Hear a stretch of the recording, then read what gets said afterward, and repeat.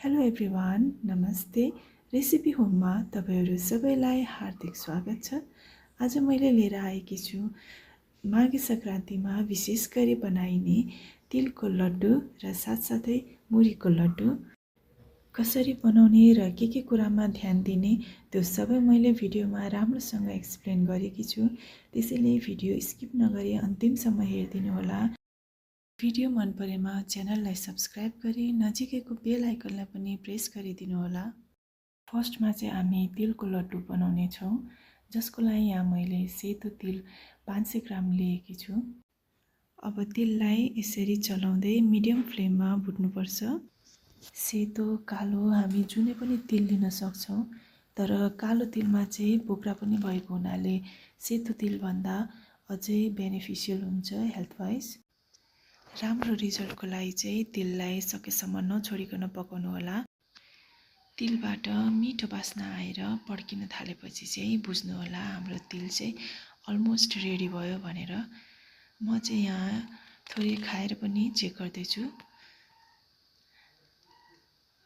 अब यसलाई चाहिँ म फेरि केही बेर पकाउने छु।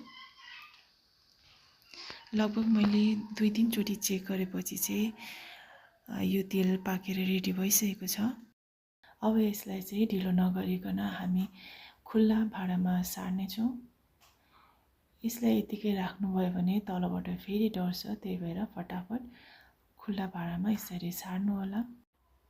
यहाँ मैले 500 ग्राम गुड लिएकी छु। गुड र तिलको रेसियो चाहिँ बराबर राखेको राम्रो हुन्छ।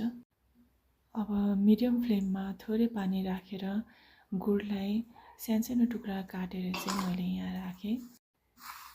तिलको लड्डु बनाउन जति सजिलो हुन्छ त्यति नै यो हेल्दी पनि हुन्छ। गुडमा चाहिँ प्रचुर मात्रामा भाइटामिन्स, मिनरल्स, प्रोटिन्सहरू पाइन्छ र यो हेल्थको लागि चाहिँ जाडोमा एकदमै राम्रो हुन्छ। र यसलाई चाहिँ अब हामी राम्ररी यसरी मिडियम फ्लेममा पकाउने छौं। यसरी गुडमा चाहिँ फिजाउन थालेपछि हामी यसलाई चेक गर्ने छौं। थोरै पानीमा राखेर एकछिन वेट गरेर हामी चेक गर्ने छौं। त्यतिन्जेल यसलाई हामी कन्टिन्यू चलाइराख्ने छौं। यसलाई चाहिँ छोड्यो भने यो डढ्छ, त्यही भएर यसलाई चाहिँ कन्टिन्यू चलाइरहनुपर्छ।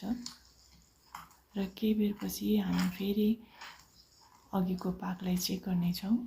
यो पाक चाहिँ अहिले रेडी भइसकेको छैन, हेर्न सक्नुहुन्छ धेरै नै एकदमै सफ्ट छ। त्यसैले यसलाई चाहिँ फेरि एकछिन पकाएर चेक गर्ने छौं।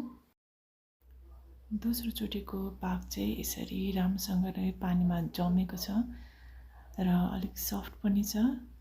हाम्रो पाक चाहिँ अब रेडी भइसकेको छ। अब यसमा फटाफट हामी तिल राख्ने छौं। ग्यासको फ्लेम चाहिँ एकदमै लो राख्दा पनि हुन्छ अथवा अफै गर्दा पनि हुन्छ। यो राम्रोसँग मिक्स भएपछि चाहिँ अफ गर्नुपर्छ। यो स्टेजमा चाहिँ लड्डु बनाउँदाखेरि एकदमै राम्रो हुन्छ। साह्रो पनि हुँदैन र दाँतमा पनि टाँसिदैन। अब यसलाई एकछिन सेलाउन दिएर पानीको सहायताले हामी यसलाई लड्डुको शेप दिनेछौं। हातमा थोरै पानी लगाउनुपर्छ र यसलाई माथिबाट यसरी लिएर हातमा मुठी पार्दै हामी गोलो लड्डुको शेप दिनेछौं। जसरी सजिलो लाग्छ त्यसरी हामी यसलाई गोलो शेप दिन सक्छौं। एकदमै गोलो पर्फेक्ट लड्डु हाम्रो रेडी भइसकेको छ। यसरी नै हामी दोस्रो लड्डुलाई पनि गोलो शेप दिनेछौं र यो पनि अब हाम्रो गोलो शेपमा आइसकेको छ। मैले चाहिँ लगभग आधी जति लड्डु यसरी बनाइसकेपछि चाहिँ यहाँनिर यसरी जमेको छ। यदि तपाईहरुको पनि यसरी बनाउँदै जम्यो भने फेरि यसलाई एकचोटि तताउनु होला र राम्रोसँग चलाएपछि यसलाई फेरि हामी लड्डु बनाउन सक्छौं। तताएपछि चाहिँ यसलाई फेरि सजिलैसँग यसरी लड्डु बनाउन सकिन्छ। मैले चाहिँ यो सबै लड्डु यसरी बनाएर भ्याइसकेँ र यो लड्डु चाहिँ एकदमै सफ्ट बनेको छ, हेर्न सक्नुहुन्छ। मात्र गुड र तिलबाट बनेको यो लड्डु जति बनाउन सजिलो छ त्यति नै हाम्रो हेल्थको लागि पनि राम्रो छ। त्यसैले यो लड्डु चाहिँ यो तरिकाले एकचोटि अवश्य पनि बनाउनु होला। सेम प्रोसेसबाट हामी मुरीको लड्डु पनि बनाउँछौँ। थोरै पानी राखेर यहाँ मैले 1 कप गुड राखेँ। अब यो गुडलाई पनि हामी पकाउनेछौँ र जब यसमा चाहिँ फिजाउन थाल्छ हामी यसलाई पानीमा राखेर चेक गर्नेछौँ। र यो चोटि चाहिँ मैले गुडलाई धेरै बेरसम्म पकाएको छु। गुडलाई पानीमा राखेर एकछिन वेट गर्ने र फ्लेम पनि एकदम स्लो राख्नु होला। देख्न सक्नुहुन्छ हाम्रो गुड चाहिँ राम्रोसँग पाकेको छ, यसरी जमेको छ।